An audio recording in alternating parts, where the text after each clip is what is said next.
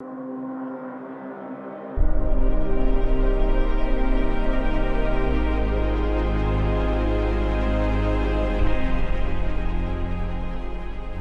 à tous et bienvenue sur ma chaîne Pixel et Vecteur. Aujourd'hui on va parler de Lightroom classique et je vais vous montrer un usage du module carte. C'est pas très souvent qu'on utilise le module carte ou même qu'on parle du module carte de Lightroom, mais je vais vous montrer que moi je l'utilise d'une manière, je sais pas si ce module est fait pour ça, mais c'est comme ça que je l'utilise.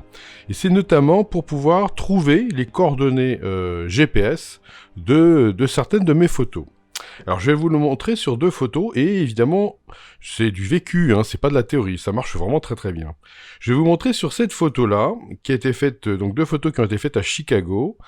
Cette photo-là, je me souviens plus du tout où je l'ai prise. Je sais simplement que c'était au bord de l'eau, à l'intérieur de Chicago, et que c'est un parking en fait. Donc c'est les seules choses, qu'il y en a deux, et que c'est rond, donc ok.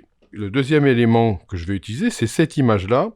Et cette image-là, par contre, je me souviens que ça a été fait dans un parc qui s'appelle le Millennium Park.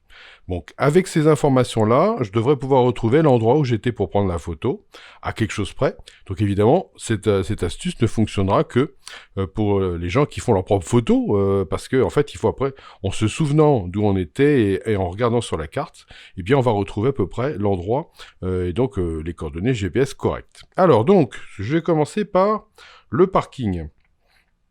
Donc là, vous voyez que comme je suis encore dans le module de bibliothèque, je peux retourner ici sur mon film fixe. Mais quand je vais passer sur le module carte, vous pouvez remarquer qu'il y a maintenant plus que le film fixe qui me permet de voir mes images. Mais c'est parfait. La première image est donc le parking. Je vais donc aller taper ici. Chicago. C'est la seule chose que je connais. Hop, je valide Chicago. Et voilà Chicago. Alors, maintenant, ce que je vais faire, c'est que je vais zoomer sur Chicago. Alors, avec la roulette de ma souris, je peux zoomer sur Chicago, mais en appuyant sur la touche Alt aussi et en dessinant un petit rectangle comme ça peut aussi me permettre, voilà, de zoomer. Et là, vous voyez, eh bien, le fait d'avoir une rivière, ici, je me dis, ça va forcément être le long de cette rivière-là. Donc je vais encore zoomer un petit peu. Alors vous voyez que là je suis avec la souris, la roulette de la souris, mais vous pouvez aussi refaire Alt et refaire un petit rectangle à l'intérieur. Et vous voyez, ce que je vais faire, c'est que je vais suivre, alors je vais commencer par cette rivière-là, cette partie-là de la rivière, et je vais regarder s'il n'y aurait pas un immeuble. Alors je vais peut-être encore zoomer un peu plus, voilà. S'il n'y aurait pas un immeuble ici qui correspondrait à quelque chose qui pourrait... Non, alors là non. Là, a priori, je vois rien qui correspondrait trop à ça. Voilà. Regardez. Voilà. Regardez, 1 et 2. Voilà, très bien. Ces deux éléments-là, à mon avis, c'est là. C'est ma première photo. C'est mon parking. Étant donné que je me souviens que je l'ai photographié depuis le quai, je l'ai forcément photographié depuis ce quai-là. Donc, en fait, depuis là. Voilà. Donc, en fait, je devais être soit sur le quai là, soit en hauteur. Ça n'a pas de grande importance, ça ne va pas changer énormément les coordonnées GPS. Vous pouvez remarquer qu'ici, si on regarde ici, on voit que les coordonnées GPS sont vides. Eh bien, je vais prendre la photo et je vais venir la glisser, grosso modo, par ici.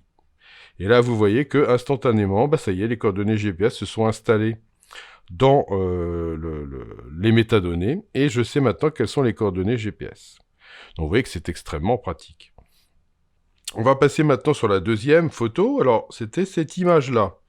Alors, vous voyez, je vais revenir un petit peu pour que vous voyez un petit peu de quoi je parle. Vous voyez, c'est une image comme ça. On voit qu'il y a un arrondi. Voilà, je sais que sur la partie droite, il y avait une scène. Ça, je me souviens très bien. Donc, ok, on va aller voir. On va voir si on peut se trouver quelque chose par là. Donc, même chose, je vais taper Chicago. Et donc, comme je vous disais, je me souviens que ça, c'était sur un parc qui s'appelle le Millennium Park. Donc ça, évidemment, c'est une information nettement plus facile. Et regardez, on va tout de suite trouver le parc Millennium. Bon, ça c'est normal, c'est les vertus du GPS et de Google. Mais regardez, j'ai maintenant mon arrondi, ma scène, qui se trouve bien ici. Donc, a priori, étant donné que il n'y a pas de gradin. En fait, la photo a dû être prise sur cet arrondi-là. Et donc maintenant, bah oui, je me souviens, parce que évidemment, comme c'est moi qui ai pris la photo, je me souviens que j'ai pris une passerelle comme ça, oui, voilà, qui passait par-dessus une grande rue. Et j'ai pris la photo de par ici. Et donc voilà, je vais finir mettre ma photo ici. Et voilà, et vous voyez que j'ai des coordonnées GPS qui apparaissent là aussi. Bon, là vous voyez que ça peut devenir vraiment très intéressant. Je vais prendre ces coordonnées GPS, vous voyez, je vais les copier. Voilà, et puis maintenant je vais passer sur Internet. Voilà, et je vais les copier. Voilà, et là vous voyez que j'ai tout de suite mes coordonnées GPS. Voilà. Voilà, donc vous voyez, c'est une astuce qui est tout à fait intéressante. Et bien voilà, moi je l'utilise quand j'ai besoin de récupérer des coordonnées GPS depuis donc Lightroom et depuis le module carte. Ben voilà, j'espère que ça vous servira et je vous dis à bientôt sur Pixel et Vecteur pour de nouvelles aventures.